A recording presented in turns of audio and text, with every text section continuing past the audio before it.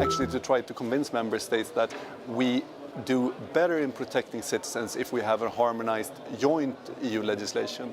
But the appetite for that among member states seems to be very small.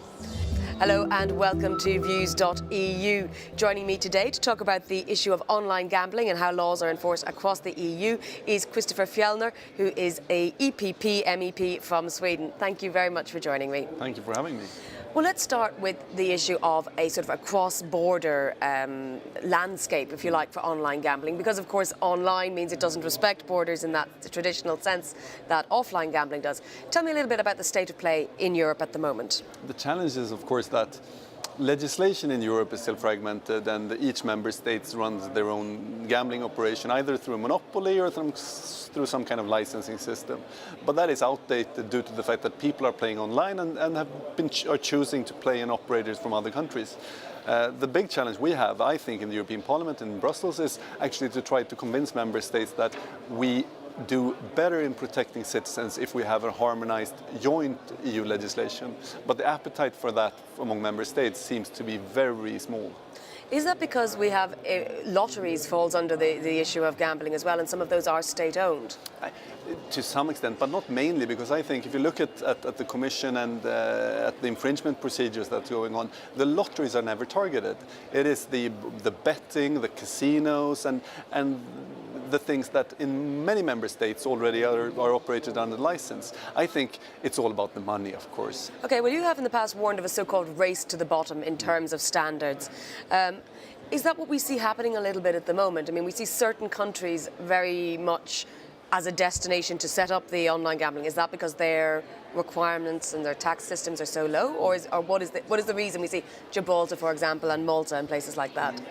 I'm not necessarily sure that it's a race to the bottom when it comes to standards, maybe in taxes, of course, but also the fact that in many member states it's not even allowed to operate. And I think sooner or later we have to come to terms with the fact that we can't have 28 different national regimes with different national licensing systems, but we should rather have one European licensing system one way or another.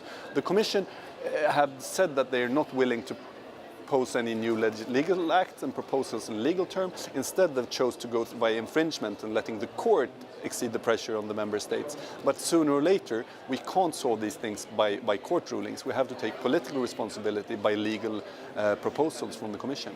Where are we at with the infringements? I mean, many countries have perceived this is not just an isolated event here and there.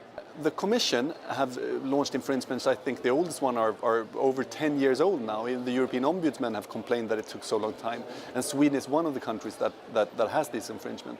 The last thing that has happened is that the Commission decided to take away some infringement of those that actually have reformed, like France and Denmark, but also going further with other member states, like Sweden that just got its recent opinion.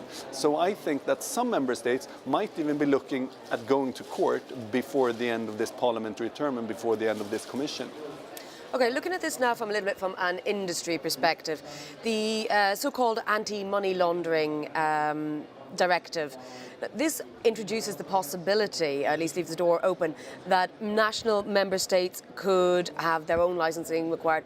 I mean, this is going to prove very difficult if you're a gambling company offering a service to customers who are not problem customers and who need it. So I would say money laundering is a huge problem in gambling in general, but it's probably less of a challenge when it comes to online gambling, because online you can follow the flow of money in a totally different way than you can in the local casino, for example. It's been used as an argument to combat online gambling by people that often have other reasons to be against it. I think that it's actually a pretty flawed argument against online gambling as such. Okay, well, one of the issues is that there is the spectre of gambling addiction, which hangs over the whole industry. Now, there are various voluntary schemes to which many reputable online gamblers sign up. How effective are they, and is there any way to measure it if they're only voluntary? I would say that we have too little research in this area. The research we have says that we have approximately around 2% of problem gamblers in general. Today, you can play online without having any control from member states or from regulators. But the better thing would be to have some basic European standards that all member states, no matter if they're monopolies, no matter if they're licensed, and no matter what member state they come from, have to apply. all member states, of course, know that the problem gamblers that might block themselves in their own member states, if they, have new problems, they will play in another member state. But the fact that they are still opposing a European-wide self-blocking system shows that they care less about the problem gamblers and more about subsidiarity and revenues. And I think that's actually pretty outrageous. We've heard stories you're talking about here within the EU. What about when it comes to outside of the EU? Is there any way that that can be monitored, or licenses required for US or Chinese or wherever it may be, online betting or online gambling offerings? I think that in general, anybody that applies the European standards should be allowed to operate and offer services in Europe and to European customers. The problem is today that we don't have any European standards, that we don't have a unified position. Do you feel you have the backing of industry and it's really the member states that are the individual problems when it comes to proposing and putting forward some sort of unification? In general, I think we have the backing of the industry. I think the challenge is member states, but unfortunately also a lot of MEPs and people within the Commission, because it is controversial to be involved in gambling policy and saying that you want to have European solutions. You are challenging big revenues, but you are also challenging some of the subsidiarity that member states want to protect. But I think we have a responsibility, no matter where we are in Europe, to actually take responsibility for the problem gamblers and actually call for a real European legislation in this area. Okay, thank you very much for joining me and dealing with that. Do stay with us on Vieuws.eu, where you can see other interviews on this very same topic elsewhere, as well as issues relating to the environment, energy and ICT.